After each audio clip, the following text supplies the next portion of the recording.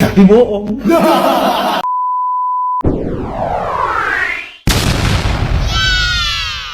Bye bye.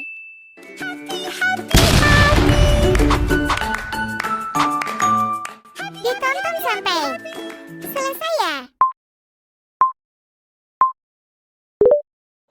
Assalamualaikum warahmatullahi wabarakatuh. Perkenalkan, nama saya Isma Febriandriani dengan NPM 020423111134 dari kelas 3C Program Studi Manajemen. Di sini saya akan mempresentasikan materi saya yang berjudul Identifikasi, Segmentasi, dan Target Pasar untuk memenuhi tugas mata kuliah Manajemen Pemasaran. Di sini saya akan membahas ada 4 poin utama, yaitu yang pertama tingkat segmentasi pasar, yang kedua metode segmentasi pasar, yang ketiga dasar penentuan pasar, dan yang terakhir evaluasi dan seleksi segmentasi pasar. Di era persaingan bisnis yang semakin ketat, perusahaan dituntut untuk lebih cerdik dalam merancang strategi pemasaran yang efektif.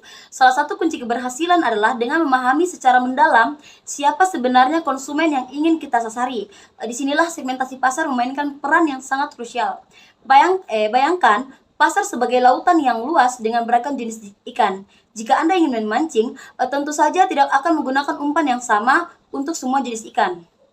Begitu pula dengan bisnis. Setiap konsumen memiliki preferensi, kebutuhan, dan perilaku yang berbeda-beda. Langsung saya bahas ke poin pertama, yaitu tingkat segmentasi pasar. Definisi dari segmentasi pasar. Segmentasi pasar adalah proses membagi pasar yang luas menjadi kelompok-kelompok yang lebih kecil berdasarkan karakteristik, kebutuhan, atau perilaku yang serupa. Masing-masing kelompok ini disebut sebagai segmen pasar. Dengan kata lain, segmentasi pasar adalah cara untuk mengidentifikasikan dan mengklasifikasikan konsumen potensial menjadi kelompok-kelompok yang lebih spesifik. Mengapa segmentasi pasar itu penting? Dengan melakukan segmentasi pasar, bisnis dapat yang pertama menyesuaikan produk atau jasa. Masing-masing segmen memiliki kebutuhan yang berbeda-beda. Dengan memahami kebutuhan spesifik setiap segmen, bisnis dapat mengembangkan produk atau jasa yang lebih relevan dan menarik. Yang kedua, meningkatkan efektivitas pemasaran. Dengan menargetkan segmen pasar yang tepat, bisnis dapat mengalokasikan anggaran pemasaran secara lebih efisien dan menghindari pemborosan. Yang ketiga, yaitu memperkuat hubungan pelanggan. Dengan memahami pelanggan secara lebih mendalam, bisnis dapat membangun hubungan yang lebih kuat dan loyalitas merek yang lebih tinggi. Yang keempat, yaitu membedakan diri dari kompetitor. Dengan memahami kebutuhan unik setiap segmen, bisnis dapat mengembangkan penawaran yang berbeda dari kompetitor dan menciptakan keunggulan yang kompetitif. Dan yang terakhir, yaitu membuka peluang pasar. Segmentasi pasar yang dapat membantu bisnis menemukan segmen pasar yang belum terjamah oleh kompetitor lainnya, sehingga membuka peluang bisnis baru.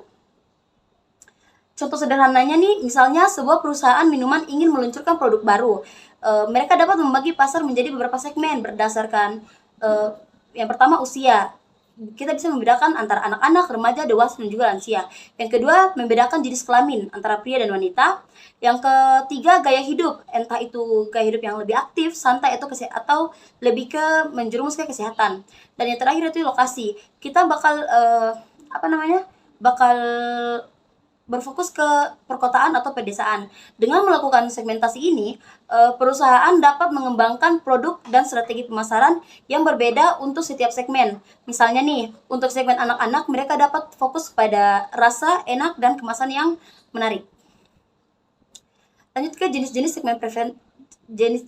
segmen preferensi. Apa sih segmentasi preferensi itu? Jadi, segmentasi preferensi atau sering disebut sebagai segmentasi psikografis adalah cara membagi pasar berdasarkan karakteristik psikologis konsumen seperti gaya hidup, kepribadian, nilai-nilai, minat, dan juga sikap. Jenis segmentasi ini memungkinkan bisnis untuk memahami lebih dalam tentang siapa konsumen mereka, bukan hanya apa yang mereka beli. Jadi jenis segmentasi preferensi yang umumnya digunakan yaitu yang pertama segmentasi gaya hidup. entah dari aktivitas, minat, atau opini tentang pandangan-pandangan mereka.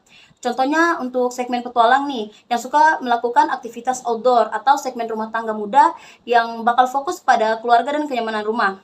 Yang kedua itu segmentasi kepribadian. Dia mencakup kayak karakteristik psikologis dan juga nilai-nilai entah kejujuran, keberanian, kesederhanaan atau lain sebagainya.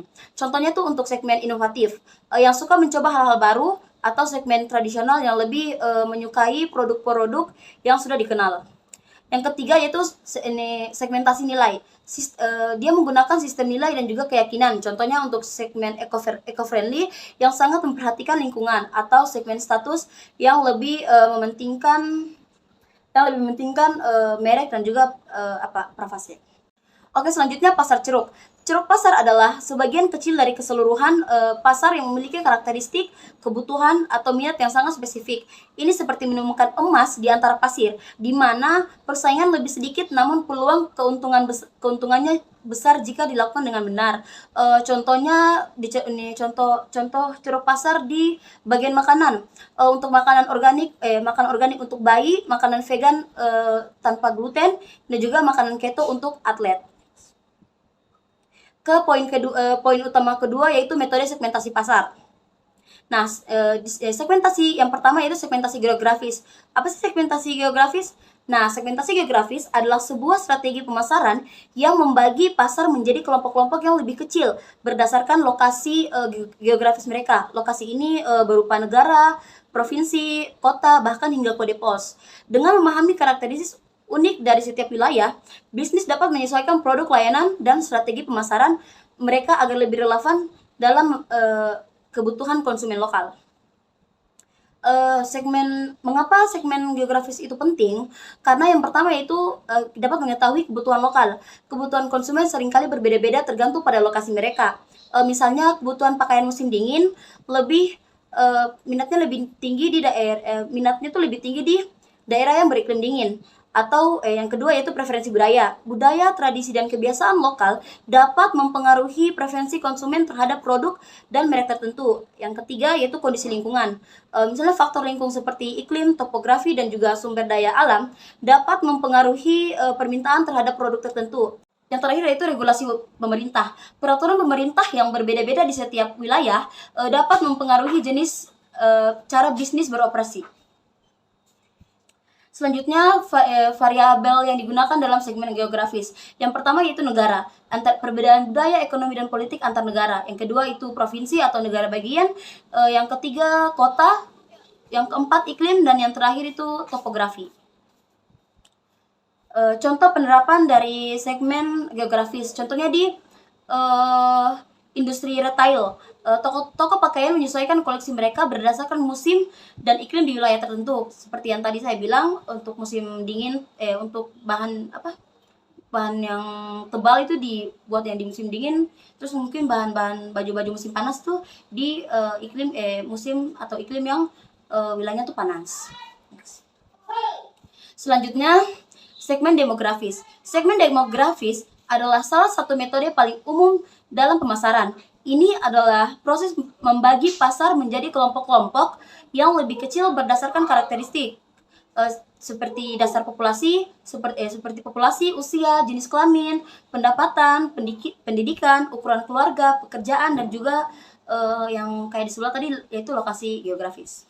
Variabel yang sering digunakan di segmentasi demografi itu seperti usia. Jadi pasar membagi berdasarkan rentan usia, kayak seperti untuk anak-anak, remaja, dewasa muda, dan juga manula. Kemudian jenis kelamin seperti yang sudah saya sampaikan di materi yang pertama tadi, dia akan membedakan segmen pria dan juga wanita. Yang ketiga yaitu pendapatan, membagi berdasarkan tingkat pendapatan seperti kelas menengah, atas, dan juga bawah. Yang keempat itu pendidikan, membagi pasar berdasarkan tingkat pendidikan seperti SD, SMP, SMA, sarjana maupun pasca sarjana. Yang kelima itu membagi pekerjaan berdasarkan jenis seperti profesional, pekerjaan kantoran, wira swasta, dan juga lain sebagainya. Yang keenam yaitu ukuran keluarga, membagi pasar berdasarkan jumlah anggota keluarga. Dan yang terakhir yaitu lokasi geografis, entah yang tadi kayak negara, provinsi, kota, ataupun wilayah-wilayah kecil lainnya.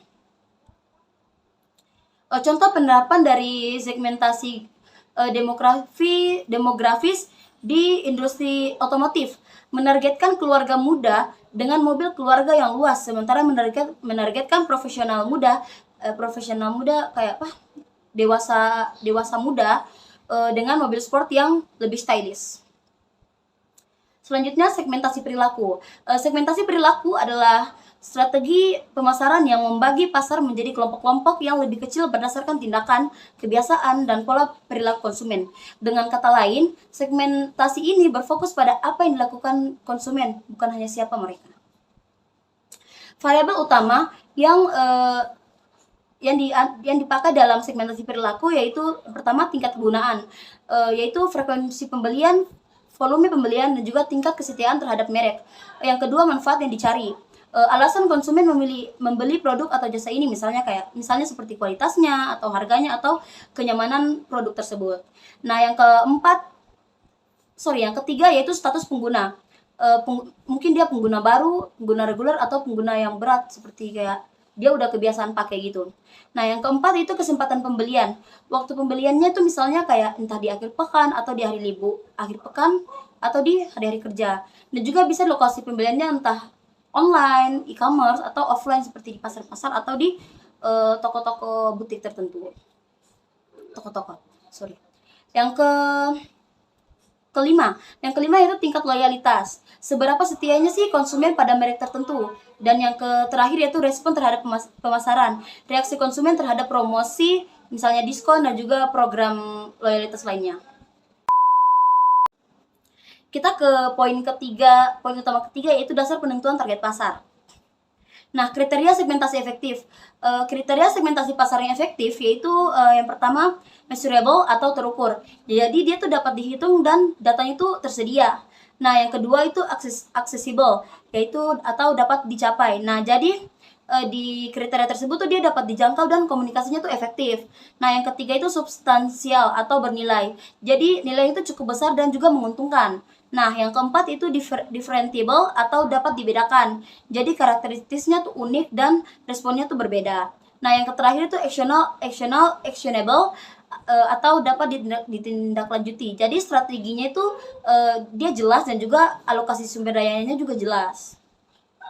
Contoh penerapan kriteria segmentasi itu misalnya sebuah perusahaan minuman ingin melakukan segmentasi pasar. Jadi mereka tuh membagi pasar menjadi 3 segmen. Nah, segmen yang pertama itu remaja yang aktif dan menyukai minuman berenergi. Yang kedua, segmen kedua yaitu dewasa muda yang sadar kesehatan dan menyukai minuman rendah kalori. Yang ketiga yaitu segmen ketiga yaitu orang tua yang mencari minuman yang mudah dicerna. Nah, kita ke poin utama terakhir yaitu evaluasi dan seleksi segmen pasar. Yang pertama itu konsentrasi segmen tunggal. Nah, konsentrasi segmen tunggal adalah strategi pemasaran di mana perusahaan memilih untuk fokus pada satu segmen pasar yang sangat spesifik. Dengan kata lain, perusahaan mengkhususkan diri dalam memenuhi kebutuhan dan keinginan satu kelompok pelanggan tertentu. Contoh konsentrasi dari segmen tunggal yaitu ada di mobil Ferrari. Dia tuh fokus pada segmen konsumen yang mencari mobil sport mewah dengan performa yang tinggi. Kemudian Harley Davidson yang fokus pada segmen konsumen yang menyukai gaya hidup motor besar dan komunitas pengendara motor. Selanjutnya spesialisasi selektif. Jadi spesialisasi selektif adalah strategi pemasaran di mana perusahaan memilih untuk melayani beberapa segmen pasar yang berbeda, namun memiliki kesamaan tertentu. Segmen-segmen ini mungkin berbeda dalam hal karakteristik demografis, psikografis, atau perilaku, tetapi memiliki kebutuhan untuk keinginan yang dapat dilayani oleh produk atau jasa yang serupa. Contoh spesialisasi selektif itu di produk Nike, dia tuh menargetkan berbagai segmen seperti olahraga. Dia tuh menargetkan berbagai segmen olahraga seperti lari, basket, sepak bola, dan juga fitness. Dan yang contoh kedua itu Procter dan Gamble. Jadi itu dia menawarkan berbagai produk perawatan pribadi untuk pria, wanita, dan juga anak-anak. Jadi dibedakan. Nah,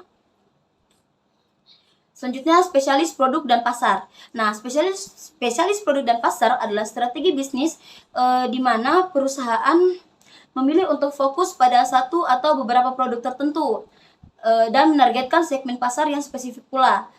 Dengan kata lain, perusahaan mengkhususkan diri dalam memenuhi kebutuhan spesifik dari sekelompok pelanggan tertentu dengan menawarkan produk atau jasa yang dirancang khusus untuk mereka. Contoh spesialisasi produk dan pasar itu di jam Rolex. Dia tuh fokus pada produksi jam tangan yang mewah tapi berkualitas tinggi dan menargetkan segmen konsumen yang menghargai prestige dan kemewahan. Yang kedua yaitu di Nikon. Fokus pada produksi kamera Nikon, fokus pada produksi kamera digital yang berkualitas tinggi dan menargetkan fotografer profesional yang amatir dan serius. Dan yang terakhir Yang terakhir tuh Ferrari. Ferrari itu berfokus pada produksi mobil sport mewah dengan performa yang tinggi dan juga menargetkan segmen konsumen yang menyukai kecepatan dan juga kemewahan. Kesimpulannya, dalam dunia pemasaran yang terus berubah, identifikasi segmentasi dan target pasar merupakan langkah krusial yang mencapai keberhasilan. Melalui segmentasi, perusahaan dapat memahami dan memenuhi kebutuhan spesifik dari berbagai kelompok pelanggan. Dengan strategi yang tepat, perusahaan dapat meningkatkan efisiensi. Jadi mengalokasikan sumber daya secara lebih efektif. Dan yang kedua yaitu menciptakan produk yang relevan. Jadi dia tuh dapat mengembangkan produk yang sesuai dengan preferensi konsumen. Yang ketiga yaitu meningkatkan profitabilitas. Jadi dia tuh menarik segmen pasar yang menjanjikan dan meningkatkan loyalitas pelanggan. Nah, dengan demikian, pemahaman yang mendalam tentang segmentasi pasar tidak hanya membantu dalam merancang strategi pemasaran yang lebih baik, tetapi juga dalam mempertahankan posisi kompetitif di pasar. Baik, itu saja yang dapat saya sampaikan. Lebih dan kurangnya saya mohon maaf. Wabillahi taufiq wal hidayah. Assalamualaikum warahmatullahi wabarakatuh.